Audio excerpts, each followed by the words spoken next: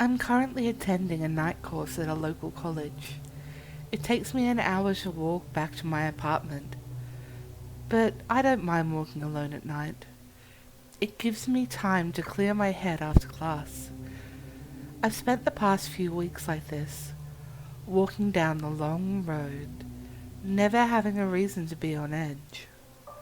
But what happened on one evening has caused me to change my whole route home.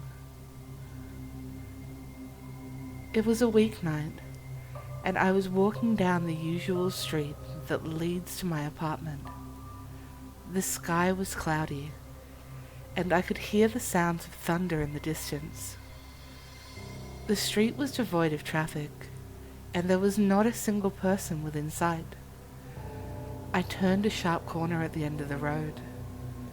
That was when I first heard it. The sound of a ringing phone. At the end of the road, in front of an old-fashioned antique shop, was a vintage, time-worn phone booth. Was this where the ringing was coming from? As I got closer, I realized that the phone inside was ringing. Why would somebody be calling this phone at such a late hour? Curious, I stepped inside, closed the door, and picked up the phone. When I raised the phone to my ear, I heard very faint breathing on the other end. Then the line abruptly disconnected. I hung up the phone feeling confused and slightly creeped out. I figured someone was playing a prank on me. I gathered my bearings and was prepared to leave. That's when I first saw him. There was a figure in front of the antique shop. His back was to me, and he was crouched down, looking at the pavement. He was very skinny and long-limbed, and dressed in a worn, moth-eaten beige suit. He wore an oldish brown top hat over long, slicked jet black hair. When I saw him, I was instantly unnerved, and the hairs on my arms stood straight up.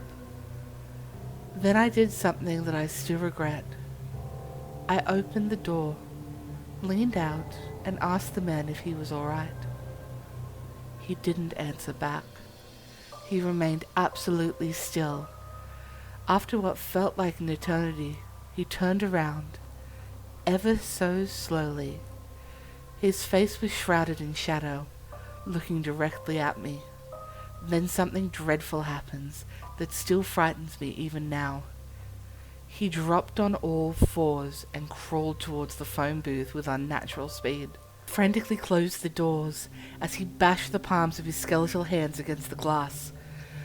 While I desperately held the door closed, he pressed his face against the glass. His eyes were milky white, staring at me, his mouth stretched in a broad, ear-to-ear smile. His teeth were very long. That's to say, if they were teeth. They were more like fangs. His skin was grey, pulled tight against his bones. I tried to scream, but no sound came out. Of course, I didn't have my cell phone. The only option was to use the phone in the booth.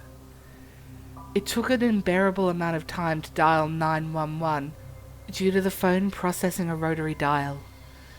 When I raised the phone to my ear and the other end was silent, there wasn't even a dial tone. I attempted calling several more times to no avail. My heart sank as I hung up the phone. The man's smile grew, stretching across his face. My blood ran cold as he began to laugh. He was mocking me. His laughter was muffled by the sounds of overhead thunder. Then it started to rain. I could barely make out the man's silhouette as the street was blanketed in darkness. The occasional flash of lightning would reveal that he was just standing there, glaring at me with swollen, colorless eyes. I waited for what felt like hours. When the storm passed, he wasn't there. It was as if he never existed in the first place. When I finally gained the courage to run away, I heard a sound that nearly caused me to jump out of my skin. The phone was ringing. My hands were shaking as I hesitantly picked up the phone. When I raised the phone to my ear, I heard laughter on the end of the line. The same laughter.